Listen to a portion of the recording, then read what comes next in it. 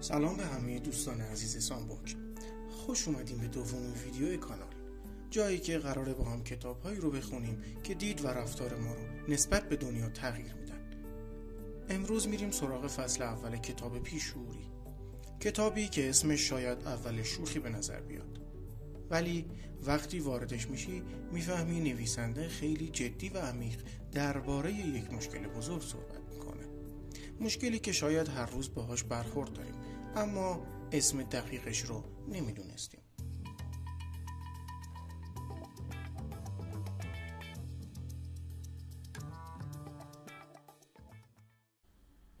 بخش اول. اصلا چرا اسم کتاب اینه؟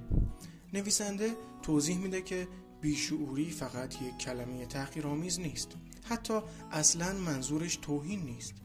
اینجا بیشعوری یعنی یک اختلال رفتاری که فرد در آن قادر نیست درک کند رفتارهایش چقدر به دیگران آسیب میزند. به عبارت ساده تر، آدم بیشعور ممکنه باسواد باشه، ممکنه شیک پوش باشه، ممکنه تحصیلات بالا داشته باشه، اما رفتارهاش باعث آزار دیگران میشه و نکته مهمتر این که فرد خودش خبر نداره.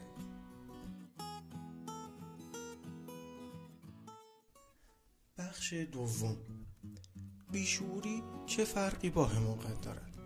اینجا نویسنده یک نکته بامزه و مهم مطرح میکنه.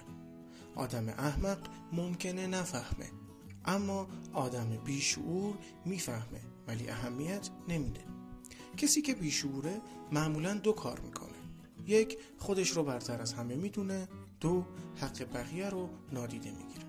این تفاوت باعث میشه بیشعوری خطرناکتر از حماقت باشه.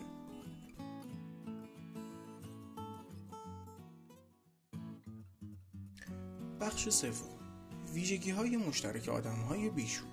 در این فصل نویسنده چند ویژگی کلیدی رو توضیح میده که من اینجا به شکل روانتر براتون بازسازی میکنم.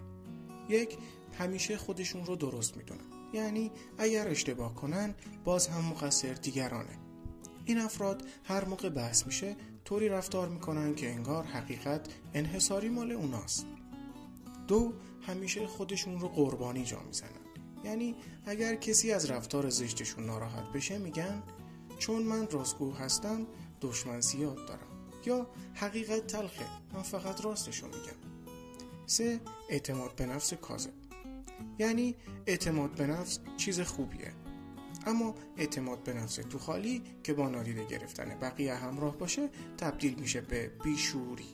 چهار، نداشتن همدلی، یعنی آدم‌های بیشعور احساسات دیگران رو نمیفهمن، نه اینکه نتونن بلکه نمیخوان بفهمن. پنج، همیشه در حال کنترل کردن بقیه هستن، یعنی دوست دارن تصمیم همه چیز رو خودشون بگیرن، از کارهای کوچک مثل جای نشستن تا موضوعات مهم مثل نظر دادن درباره زندگی شخصی دیگران.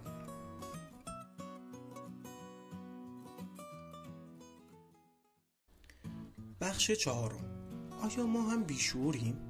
اینجا نویسنده یک حرف قشنگ میزنه. این کتاب برای این نیست که لیست برداری کنیم و بریم دنبال شکار بیشعورها، بلکه اول باید ببینیم خودمان چقدر از این رفتارها در وجودمان هست. چون حقیقت تلخه اما واقعیه. همه ما یک گوشه هایی از بیشعوری داریم.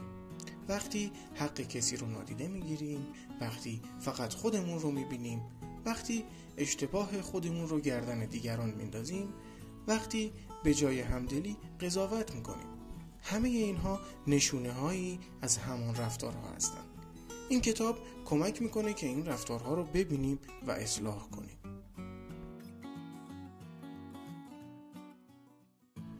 بخش پنجم. چرا شناخت بیشعوری مهمه؟ نویسنده توضیح میده که بیشعوری فقط یک مشکل فردی نیست. این اختلال باعث میشه روابط خانوادگی خراب بشه، محیط کار مسموم بشه، دوستی ها از بین بره و جامعه دچار درگیری و بی‌احترامی بشه. یعنی بیشعوری مثل ویروس اجتماعی عمل میکنه و بدترین بخشش اینه که آدم بیشعور نه تنها درمان نمیخواد بلکه دیگران رو مقصر وضعیت خودش میدونه.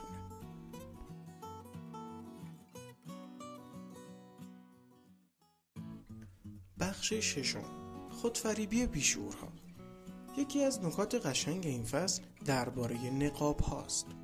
آدم های بیشعور معمولا از 3 نقاب استفاده میکنن. 1. نقاب خوبی، طوری رفتار میکنن که انگار خیرخواه ترین آدم جهانن. 2. نقاب منطقی بودن، یعنی طوری حرف میزنن که انگار فقط اونها عقل دارن. 3. نقاب مظلوم بودن، یعنی تظاهر میکنن که همیشه بقیه بهشون ظلم میکنن. این نقاب ها باعث میشه شناختشون سخت باشه.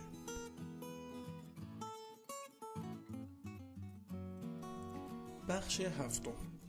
اولین قدم برای اصلاح.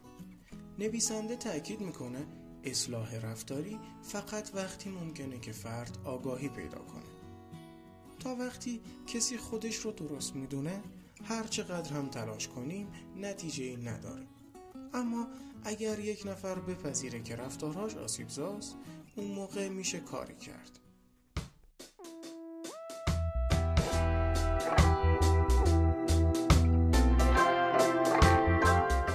اگر این مفاهیم براتون جذاب بود و دوست دارین بدونین چه مدل‌هایی از بیشعوری وجود داره و چطوری میتونیم با این آدم‌ها برخورد کنیم، حتما ویدیو فصل 2 سامبوک رو از دست ندید.